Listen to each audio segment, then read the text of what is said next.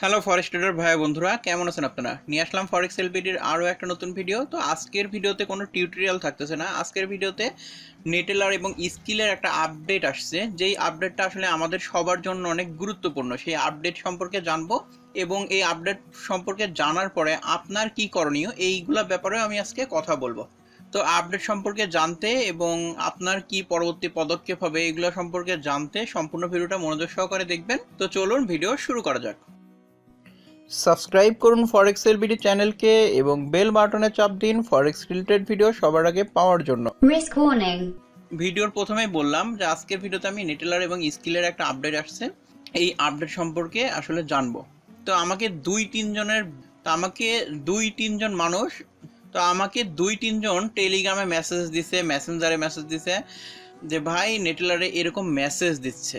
কি সেই মেসেজ, এখন চলুন আমরা দেখি। তো নেটেলার থেকে এরকম একটা মেসেজ দিচ্ছে যে money transfer to other member and deposit via Skrill will no longer be supported in your country of 14 October 2020। তার মানে কি আপনার নেটেলার থেকে নেটেলারে ডলার ট্রান্সফার করতে পারবেন না। এখন আমরা কি করি, কারো কাছে ডলার দরকার হলে তাকে টাকা দিয়ে দিই, সে আমার নেটেলার অ্যাকাউন্টে ডলার দিয়ে দেয়। এই জিনিসটা আর হবে না। এবং আপনার কারো যদি স্কিলের অ্যাকাউন্টে ডলার থাকে সেটা আপনি আর নেটেলার অ্যাকাউন্টে আনতে পারবেন না। এটা এই অপশনগুলো আমাদের বন্ধ হয়ে যাচ্ছে এবং এটা 14 অক্টোবর থেকে কার্যকর হবে। তো এটা গেল নেটেলার আপডেট। স্কিলেও ঠিক সেম, যে Skrill to Skrill money transfer and deposit via Neteller will no longer to be supported in your country as of 14 October 2020। মানে নেটেলার এবং স্কিলের সেম আপডেট আসছে।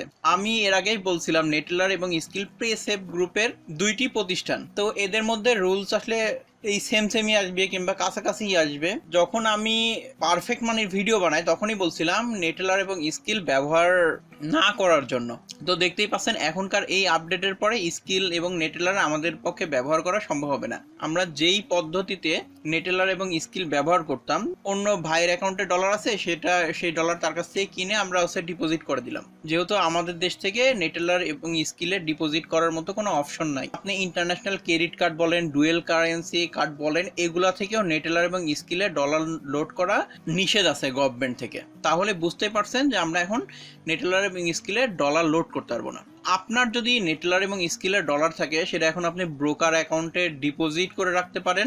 আমার কাছে এটাই সবচেয়ে পারফেক্ট মনে হয় যে ব্রোকারে ডিপোজিট করে রাখলে ব্রোকারের সঙ্গে আপনি কমিউনিকেশন করে অন্য পেমেন্ট মেথডে আপনি উইথড্র করতে পারবেন বা আপনার ডলারটা নিরাপদ থাকবে। কিন্তু এই নেটেলার স্কিল কিংবা এই ব্যাংক অ্যাকাউন্ট যেগুলো আছে, অনলাইন ব্যাংক যেগুলো আমরা ব্যবহার করি, এইসব ব্যাংক অ্যাকাউন্টে ডলার রাখা মোটেও নিরাপদ না, কারণ এইসব ব্যাংক অ্যাকাউন্টে অনেক ঝামেলা হয়। তো এরকম মেসেজ যখন দিল অনেকেই, তখন আমি আমার নেটেলার অ্যাকাউন্টে লগ ইন করলাম। লগ ইন করার পরে দেখলাম যে হ্যাঁ, আমার নেটওয়ার্ক অ্যাকাউন্টে ঠিক এরকম ইম্পর্টেন্ট লিখে এই সেম মেসেজটা দিয়ে রাখছে। তো আমি সবকিছু ম্যাক্সিমাম আমি পিসিতেই ব্যবহার করি সবকিছু। এইখানে দেখেন আমি মানে ফরেক্সে ডিপোজিট উইথড্র এই জন্যই ব্যবহার করি, এছাড়া অন্য কোনো কাজে কিন্তু আমি নেটেলার অ্যাকাউন্ট ব্যবহার করি না। যেরকম কোনো ধরনের বিটিং সাইটে আমার কোনো ইনভেস্ট নাই, এমনকি অপশন ট্রেডিংয়েও আমার ইনভেস্ট নাই, শুধুমাত্র আমি ফরেক্স ট্রেডিংই করি। তারপর অনেকে বলবেন যে বিটিং সাইটে হচ্ছে ডিপোজিট করার জন্য নেটেলার অ্যাকাউন্ট সাসপেন্ড করে দেয়।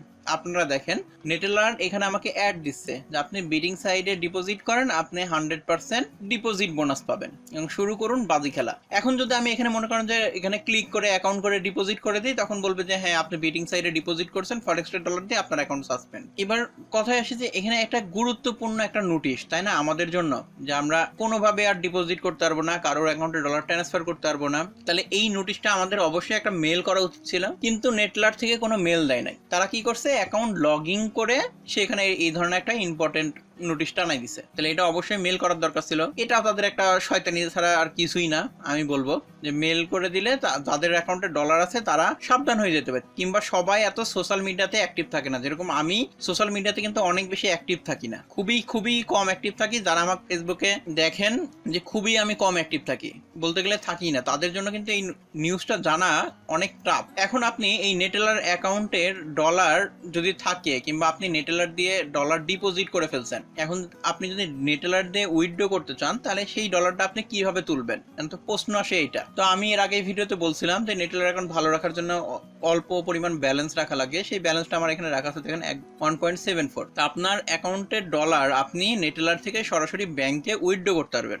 এখন উইথড্র করার অপশনটা কি? উইথড্র করার অপশন হলো আপনার অ্যাকাউন্ট থেকে আপনার যে আমাদের দেশের যে ব্যাংকগুলো আছে সেই ব্যাংকগুলোতে আপনারা $40, সর্বনিম্ন $40 পর্যন্ত উইথড্র করতে পারবেন। এই $40 উইথড্র করার জন্য নেটেলারের $12.75 কেটে নিবে। এটা হয়তো বা ফিক্সড ট্রানজেকশন ফি 12.75, মানে $100 উইথড্র করলেও আপনার 12.75, তার বেশি ডলার উইথড্র করলেও 12.75 ডলার রেট পাবেন। আমাদের দেশের যে এখন কারেন্ট ডলার রেট পাচ্ছেন সেই হিসাবে। এর সঙ্গে যদি ব্যাংকের কোনো চার্জ থেকে থাকে সেটা আলাদাভাবে যুক্ত হবে। এখন উইথড্র করবেন কোন অপশন থেকে? আপনারা মানি আউটের মধ্যে চলে আসবেন। চলে আসার পরে দেখবেন যে লেখা থাকবে যে মিনিমাম উইথড্র $40। এর সঙ্গে আপনারা $12 12 পয়েন্ট কত দেখলাম এটা, এর সঙ্গে $12.75 আপনারা আরো বেশি রাখবেন। তাহলে কত হলো? 40 আর 52.75 আপনার অ্যাকাউন্টে টাকা লাগবে, তারপরে আপনি উইথড্র করতে পারবেন। তো ভিডিও শেষে একটা কথাই বলতে চাই, সেটা হলো আপনার যদি নেটেলার অ্যাকাউন্টের কোনো ডলার থেকে থাকে